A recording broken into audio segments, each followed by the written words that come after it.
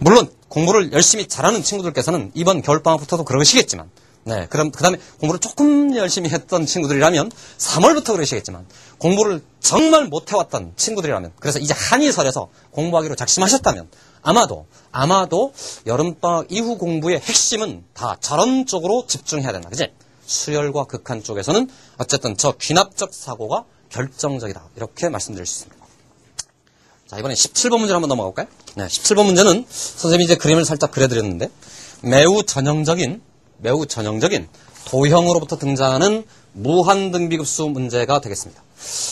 무한등비급수의 도형 문제의 관건은 이런 거 있죠, 그죠? 네, 원리를 잠깐 요약해드리면 이겁니다.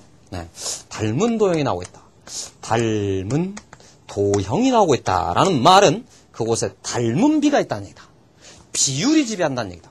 따라서 그곳으로부터 포착되어지는 수열은 기본적으로 다 등, 비, 수열에 해당할 것이다. 그죠? 닮은 도형은 다시 한번 말씀드리지만 닮은 비라는 게 있다. 닮은 비. 네. 그 닮은 비가 등비수열로 넘어올 때 한마디로 말하면 이웃하는 항의 비율인 공비를 만들어낸다. 그러면 저 닮은 비를 분석해보면 공비를 얻을 수 있을 것이다. 그리고 나면 등비수열에 무한합을 생각하라고 한다. 그러니까 무한등비급수가 되겠죠. 그죠? 무한등비급수 공식은 여러분 이미 다 암기하는 것처럼 1 빼기 공비분의 초항일 뿐이다. 그러니까 우리의 분석은 다음과 같다. 그지? 닮은 도형임을 확인하였느냐? 네? 그렇다면 닮은 비는 찾았느냐? 그것으로부터 길이를 묻고 있다면 닮은 비가 공비를 향해 올 테고, 넓이를 묻고 있다면 닮은 비의 제곱이 올 테고, 맞나요? 그렇게 해서 등비 수열을 당신은 포착하였느냐? 확신이 서셨다면 첫 장하고 공비를 찾았느냐? 그러면 바로 답이다. 이런 얘기죠, 그죠? 네. 그 이외에 무슨 아주 현란한 계산 공식들이 있을 수 있는데, 아마도 출제진들께서는 그런 현란한 공식을 싫어해요. 네. 왜냐? 네. 수능이 원래 그런 거잖아요, 그치? 네. 어쨌든 이렇게 생각해보고요. 그런데 말이죠. 네. 여러분 학교 교과서를 이렇게 들춰보다 보면, 제일 마지막 연습 문제 혹은 종합 문제, 혹은 심화 문제, 혹은 그 다음에 있는 무슨 뭐 이상한 거 있잖아. 심화학습 뭐 이런데, 혹은 무슨 뭡니까? 수행과제. 이렇게 되어 있는 편에 가보면, 언제나 항상 다 어떤 주제가 거기에 들어있냐면 프랙탈 도형에 관한 내용들이 들어있어요. 이 프랙탈 도형이라는 것은 최신 수학의 입장에서 바라본다면 컴퓨터 그래픽에 매우 결정적으로 역할을 하는 그런 수학입니다.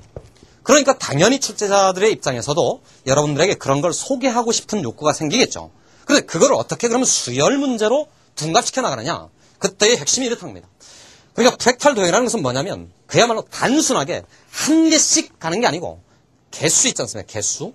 개수의 변화를 그곳에 삽입해 나가는 거예요. 네, 지금 문제가 그렇답니다. 그게 무슨 말이냐면 그냥 단 하나의 도형들만으로 구성됐다면 이렇게 단순해질 텐데 문제는 개수의 변화도 그 안에 딱 포함되어 있다는 거예요. 그러니까 한마디로 이런 거죠. 예를 들면 문제가 처음 도형이 이렇고 그 다음 도형이 또 이렇고 이런 거 있잖아요. 이런 거. 그 다음 도형이 또 이 안에 이렇게 생겨가고 이런 식으로만 단선적으로 한다면 이건 전혀 문제가 될 게 없어. 그치? 너무 단순한 문제. 그치? 그리고 아마도 친구들 중에는 이렇게 생각해서 단순하게 넓이만 찾아서 틀려버린 친구들이 있을 수도 있어요. 그러니까 여러분들이 문제를 보면서 이제 이런 걸 갈려내야 되겠지? 갈라내야 되겠지? 이렇게 단선적으로 움직이는 경우랑 그렇지 않고 보시다시피 문제가 그렇지 않습니까? 그죠? 한 개가 있었는데 두 개가 붙었고 이번엔 다시 네 개가 붙었고 이렇게 그치? 개수의 변화가 또 하나의 규칙으로 그 안에 포함되어 있다는 겁니다. 그러면 당연히 공비를 만들 때 닮은 비를 이용한 공비만 나오는 게 아니고 이 개수의 변화가 또한 공비에 영향을 미치겠지. 그래서 두 개를 생각해라 이런 뜻이야. 공비를 찾으실 때 그냥 단순히 닮은 비로부터 넓이를 찾아서 오는 게 아니고 그거랑 개수의 변화를 확인해봐라. 둘의 결합이다. 이렇게 문제가 구성된다. 됐나요? 네. 그래서 도형 문제로서는 도형 문제의 극한 문제로서는 가장 어려워진 문제 중에 하나다. 이렇게 생각할 수 있습니다. 물론 단원 복합형이 좀 더 어려운데 그게 작년도 수능시험 문제였다는 거죠. 작년도 수능시험 문제는 삼각함수의 원리를 모르면 기본적으로 모르면 좀 매우 헷갈리고 엄청나게 어려워질 수 있는 문제였는데 올해는 어쨌든 복합형 문제는 없는 거니까 이 내부로 들어온다면 아마도 여전히 어려운 문제는 딱 여기일 것이다. 이렇게 여전히 말씀드릴 수 있습니다. 정확하게 정리해둘 거지. 자, 그래서 이제 남은 것은 그건데 자, 분석으로 들어가 봅니다. 이해하시죠? 뭘 해야 된다고? 한 조각의 넓이랑 개수를 보고 있었다. 그지? 갑니다. 지문을 쭉 읽어보면 쭉쭉쭉 말이 나오다가, 그죠? 계속되는 말의 요지는 그런 거잖아요. 그죠? 직각삼각형이 있는데, 여기 3등분을 하시고, 네. 다시 정사각형을 그린 후에, 그 다음에, 남아있는 이쪽 두 지점에다가 다시 3등분해서, 이게 핵심이지? 뭐라고? 네. 뭐라고? 첫 줄에 있는, 두 번째 줄입니까? 네. 빗변에 두 개의 꼭점이 있고, 직각을 낀 두 변에 나머지 두 개의 꼭점이 있는 정사각형의 색칠해서 아론을 얻었고, 그죠? 아론에서 합동인 두 개의 직각 이등변 삼각형의 각 변에, 네, 두 개의 꼭점을 잇고, 직각을 낀 나머지, 이러기를 반복하였다. 그지? 이 말 자체가, 계속해서 똑같은 일을 계속 해보세요. 이런 얘기죠. 자, 그러고 났더니, 도형의 분석으로 들어가면 이런 얘기죠. 네. 처음에, 이런 게 중요한 거지. 처음에는 요따만한, 대빵만하게 큰 직각 이등변 삼각형이 있었어. 그지? 그 직각 이등변 삼각형에서 3등분을 해서, 네, 변을 잡고, 잘라냈다는 얘기가 있어요. 한마디로 이렇게, 요 놈을 잘라냈습니다. 했어요. 그런데, 직각 이등변의 핵심이 이거잖아요. 요 각의 크기가 몇 도라고? 항상 45도로 유지된다는 얘기예요.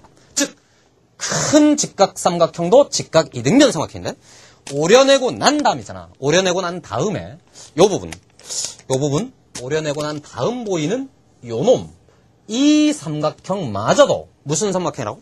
직각 이등변. 왜? 얘가 45도니까. 느낌 오지? 그럼 이쪽으로 살짝 넘어올까요?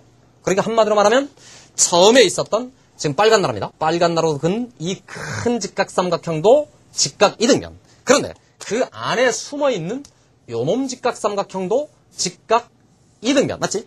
그런데 또 그 안에 들어가 봤더니 생겨먹은 또 요 놈마저도 직각 이등변이죠. 그죠?